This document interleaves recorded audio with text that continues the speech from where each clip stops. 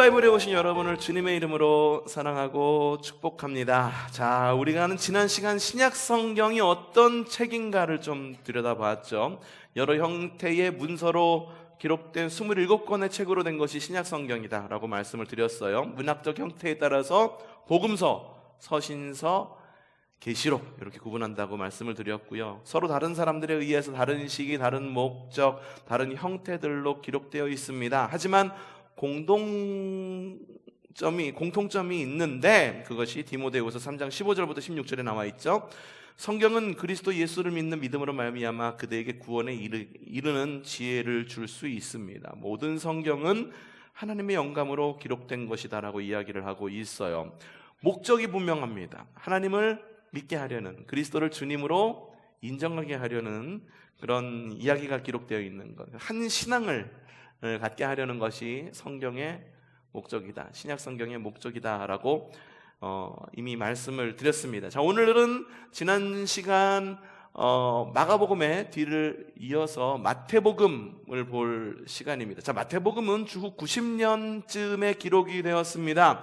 로마에 의해서 이제 예루살렘이 완전히 멸망되고 성전이 파괴되었어요. 그 이후로 20년이 지난 시점입니다. 20년이 지나면은 10년이면 강산이 변한다라고 이야기하는데 20년이면은 강산이 2번 변할 시점입니다. 그래서 유대교도 큰 변화를 겪습니다. 유대교에서 하나님을 예배하는 방법, 어떤 방법으로 하나님을 예배했나요? 우리처럼 모여서 찬양하고 말씀 듣고 기도하고 이런 방법으로 예배했나요? 아니죠. 유대인의 예배 방법은 제사였어요. 제사를 드리려면은 이게 예물을 가져와야 되고 예물을 각을 떠서 태워드리는 것이 번제입니다.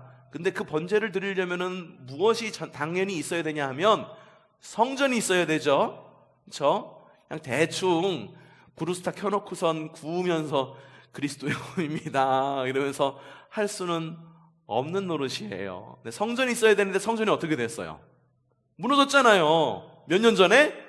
20년 전에 강산이 2번 변하고 맙니다. 그래서 하나님을 예배해야겠는데 하나님을 예배할 수 있는 방법이 없는 거예요. 하나님을 예배하고 싶은데 예배할 수 있는 방법이 없는 거예요. 지난주 주일 설교가 또 역시 게으름에 대한 거였었죠. 어떤 말씀이었는지 기억나세요?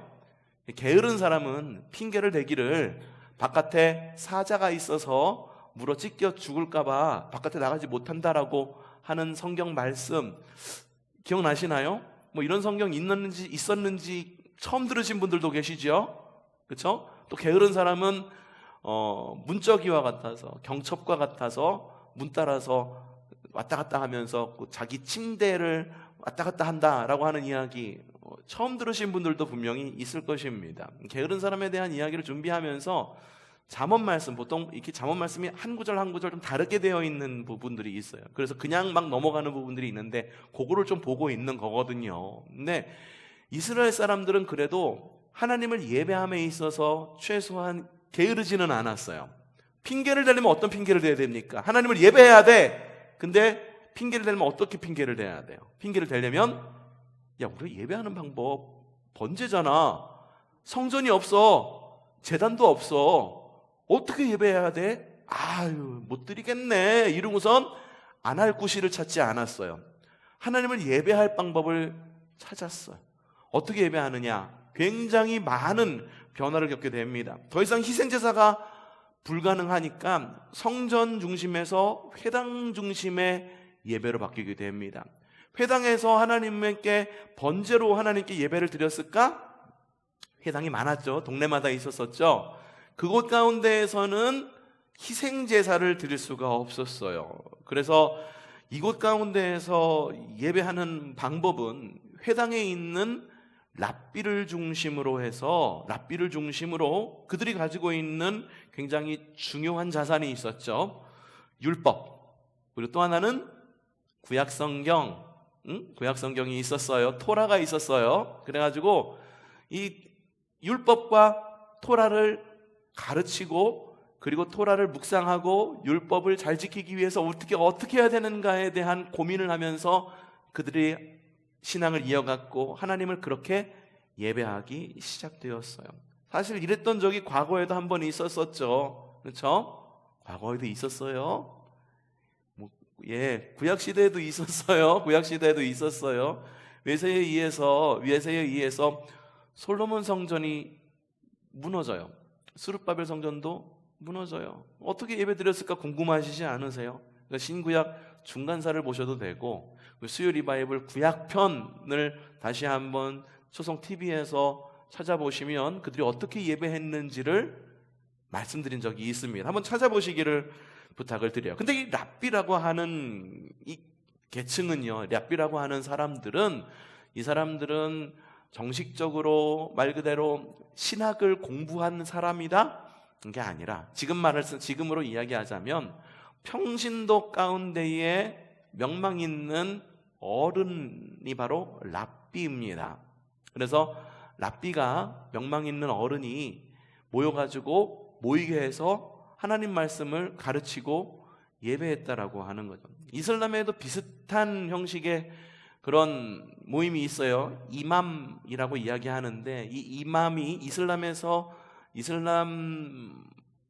신에게, 알라에게 예배하는 방법, 기도하는 방법은 TV 같은 데 보면은 막 이슬람 사람들 모여가지고 앞으로 막 절하죠.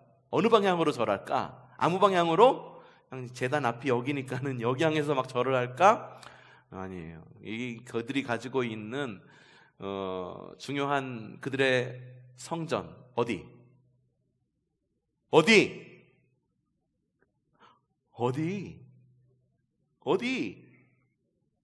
퀴즈. 자, 다음 주까지 퀴즈입니다. 어디일지 여러분 고민해 보시고 다음 주에 다시 한번 물어볼 때 그때 한번 대답해 보세요. 그 방향을 향해 가지고 절을 하면서 기도합니다. 그때 마이크에 대고서 누가 막 뭐라죠? 이러면은 사람들이 막 이렇게 절하고, 그런 모습 TV에서 보신 적 있으실 거예요.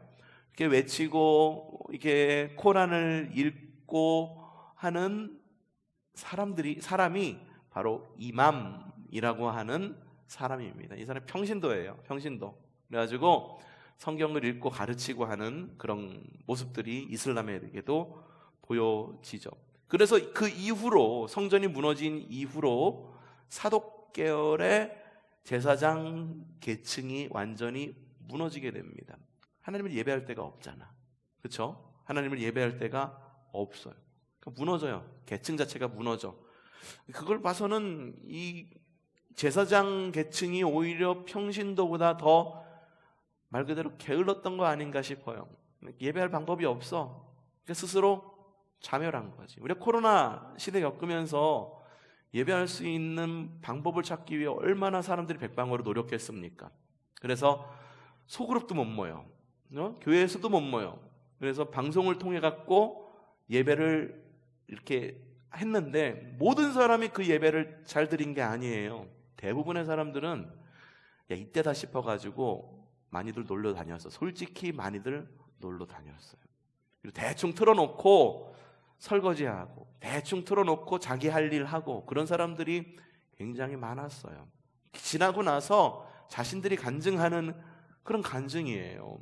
그래서 코로나 시대, 지금도 아직도 끝나지도 않았죠. 많이 좀 규제가 완화되었다라고는 하지만, 이 시대를 겪으면서 정말 중요해지는 게 뭐냐 하면 소그룹이 굉장히 중요해집니다.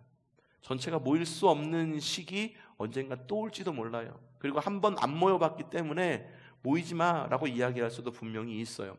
그때 중요한 게 뭐냐면 소그룹이에요. 그러니까 지금 감리교로 말하면 소그룹이 뭡니까? 속회예요. 속회. 그래서 속회에서 모여가지고 하는 일이 하나님을 예배하는 일뿐만 아니라 회당의 역할을 해야 되는 거예요. 회당의 역할. 같이 밥도 먹고, 하나님 말씀도 듣고, 교제하고, 그게 속회의 모습이어야 되는 거예요. 모여가지고, 야, 속회 모여. 언제 모여? 이래가지고 모여가지고선, 우리 교회는 이 주보에 나와 있잖아요. 한번 쭉 읽고 헌금 내, 끝, 헤어져. 이게 속회가 되어서 안 돼요. 그리고 교회는 결국은 어떻게 될까? 앞날이 굉장히 암울해지는 거예요. 여러분 맡고 있는 속회 정말 잘 모이셔야 돼요.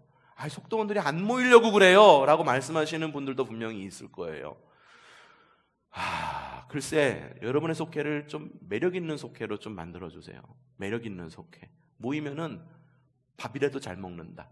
모이면 깔깔거리면서 말이라도 잘한다. 모이면은 뭐 선한 일에 힘쓴다. 많은 교회들이 속회를 어떻게 해야 될까? 장로교회는 뭐예요? 속회가 구역이라고 말하죠. 그리고 이렇게 그 셀이라고 이야기도 하기도 합니다. 다 내년에는 우리 교회도 속회라는 말을 쓰니까 좀 뭐라 그럴까, 과거에 좀 습관에 젖어가지고선 속회를 어떻게 해야 될지를 잘 모르시는 것 같다는 생각이 들어. 그래서 말을 좀 바꿔볼까 하는 생각이 드는 거예요. 터라는 말로 바꿀까 하는 생각하고 있어요. 터. 뭐냐면 하나의 울타리가 되어준다라고 하는 거예요. 그래서 그 터, 그래서 앞에다가, 마당 앞에다가 가꾸는 밭을 뭐라고 그래요? 텃밭이라고 그러죠. 그리고 우리의 삶의 터전, 그리고 가정의 테두리, 이걸 터라고 이야기를 합니다. 터라고 바꿔가지고 좀 속회에 좀 뭐라 그럴까, 그 체질을 좀 바꿔야 되지 않을까라는 생각이 너무 들어요. 너무 들어요. 그래서 이걸 어떻게 해야 되나 좀 고민이 많습니다. 코로나 시대 겪으면서, 그리고 팬데믹 겪으면서 사람들이 점점 개인주의로 바뀌면서 중요한 게 뭐냐면 소그룹이 중요한 겁니다. 여러분의 속회가, 저는 부탁드리기를 회당이 되었으면 좋겠어요. 회당. 모여가지고 밥도 먹고 교제도 나누고 그냥 모여가지고선 헌금 거두려고 하는 속회. 목사님, 속회 모여가지고 중요한 목적이 뭐예요? 속회 헌금 거두려고 그런 거잖아요. 이거는 아니에요. 그건 아니에요. 절대 아니에요. 속회는 개개인 한 사람 한 사람을 만나는 터입니다. 속장이 굉장히 중요해요. 방향을 어떻게 잡느냐가 굉장히 중요하다라고 하는 거죠. 유대교가 그랬어요. 유대교가 성전에 못 모이니까, 성전이 무너져서 못 모이니까는 회당을 중심으로 모이기 시작했다라고 하는 거죠. 그래서 마태는 유대교 안에 일어나는 이런 엄청난 변화들을 보면서 랍비의 율법 교육에 자극을 받게 됩니다.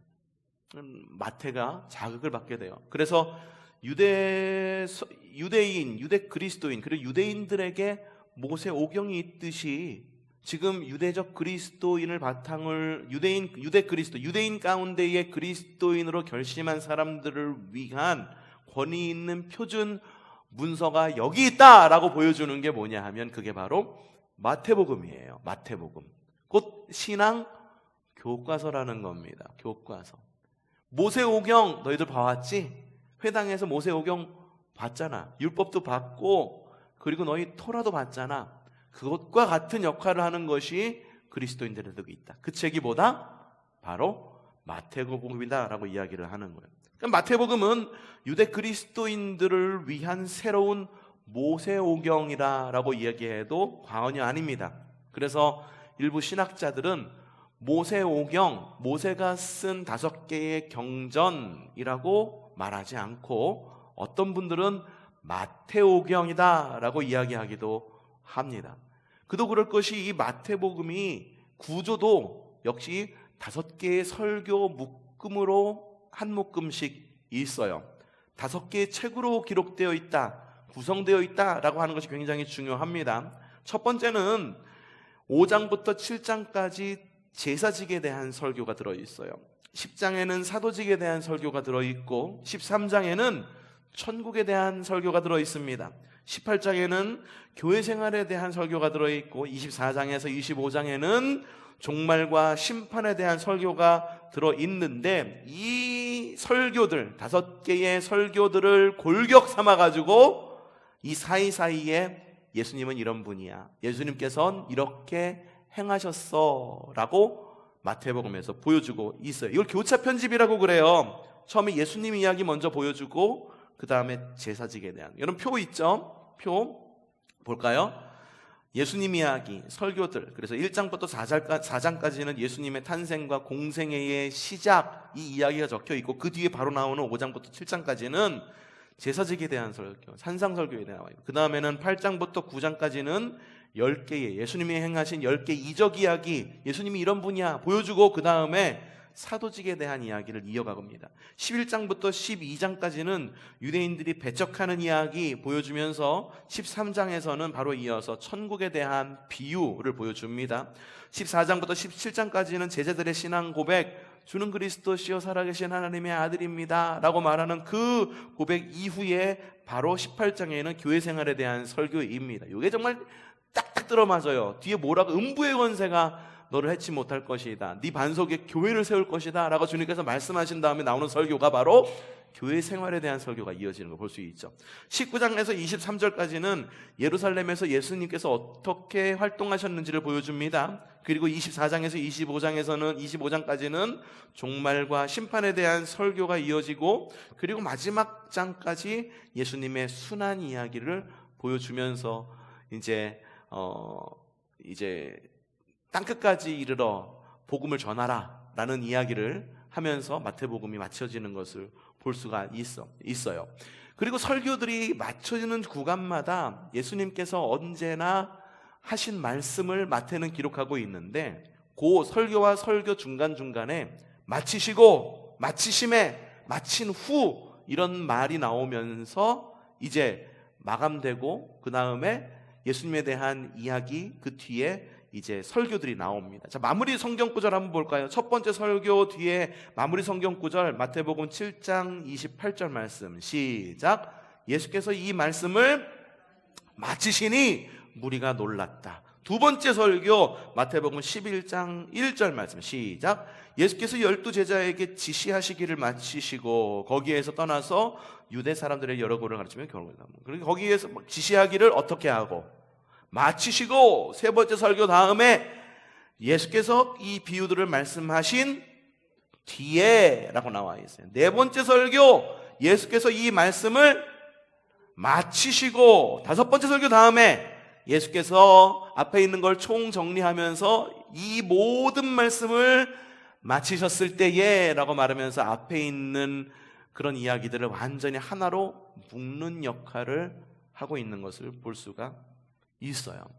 이걸로 봐서 이 마태복음은 유대적 배경을 가지고 있는 그리스도인들을 위한 목적, 설교를 위하여 기록된 마태의 주님에 대한 이야기다, 설교이다 라고 우리는 볼 수가 있는 거죠. 그 밖에도 이 마태복음이 가지고 있는 많은 유대적 이런 배경의 그런 단어들이 많이 나오는데요, 유대인의 복음서 혹은 마태오경이라고 불리는 그런 것만큼 예수 그리스도를 메시아로, 그리고 그리스도로 영접해서 하나님 나라 복음의 가치관을 따라서 살기로 좀 결단해라, 그리고 너희는 그렇게 결단한 사람 아니냐라고 마태복음에서 이야기를 하고 있어요. 유대적 향기가 굉장히 짙게 나고 있는 것이 바로 마태복음입니다.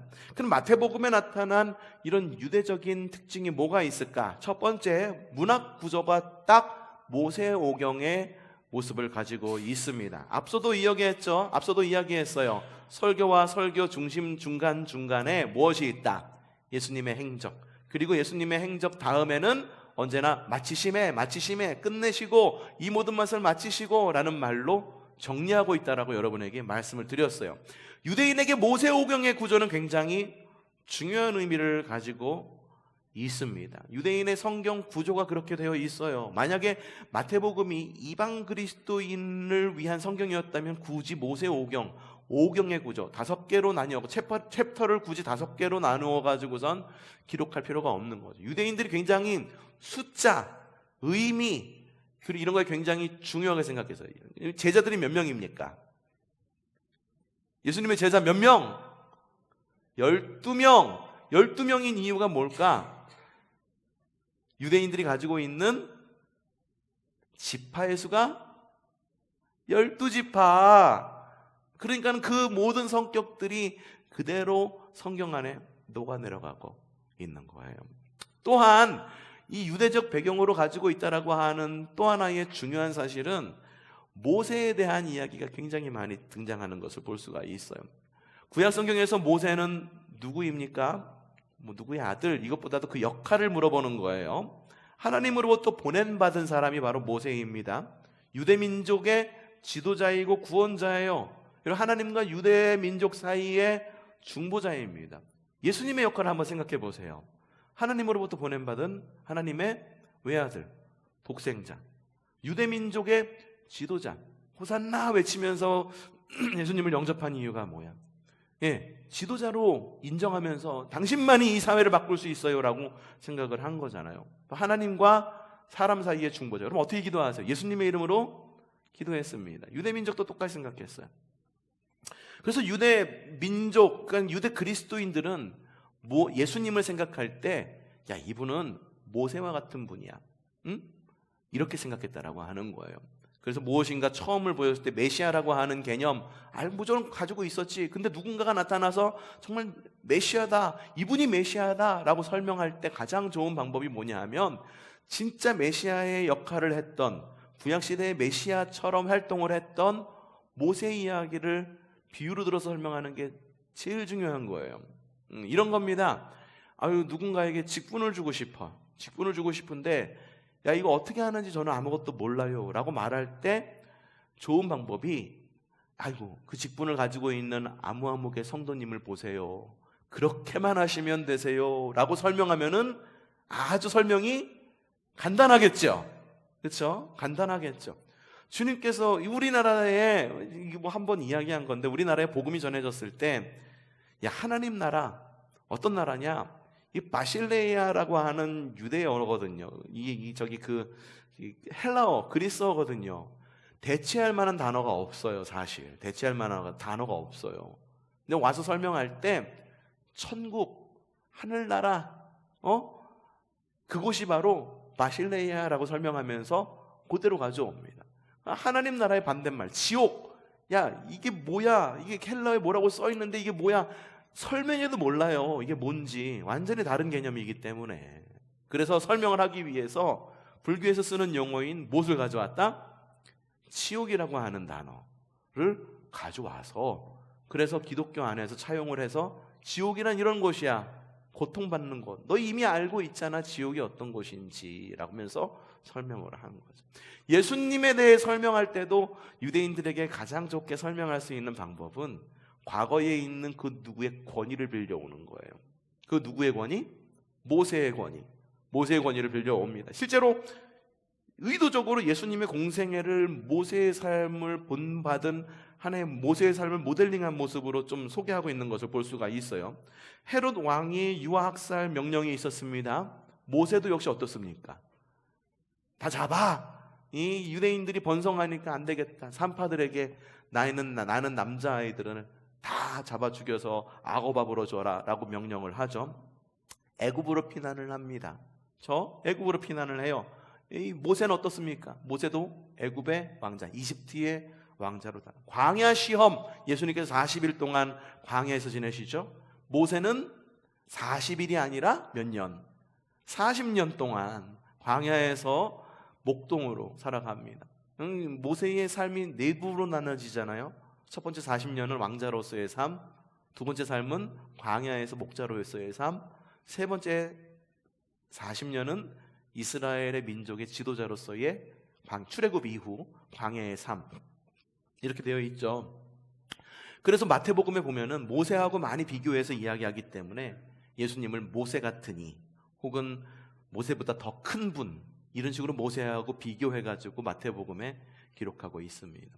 재밌지 않습니까? 마태복음이 이런 모습이 있다라고 하는 것이 굉장히 재미있죠. 또 다른 마태복음이 유대인의 유대적 배경을 가지고 있다라고 하는 이 이야기가 어느 면에서 볼 수 있냐 하면, 다른 복음서 못지않게 구약 성경을 굉장히 많이 응용을 합니다. 구약 성경을 응용했다라고 하는 건 뭡니까? 이미 독자들이, 이 마태복음을 읽는 사람이 구약 성경을 알고 있다, 읽은 적이 있다라는 것을 이야기하는 거죠. 신천지에 사람들이 많이 빠지는 이유가 뭔지 아세요? 신천지. 그 신천지가 말씀 뭐라고 그러지? 그 말씀 쪼개기라고 하나? 뭐라고 그러는데, 다른 거 갖고선 그들의 교리를 설명하지 않아요. 우리 기독교의 그들의 신천지의 교리를 설명하지 않아요. 뭐 갖고 설명할까?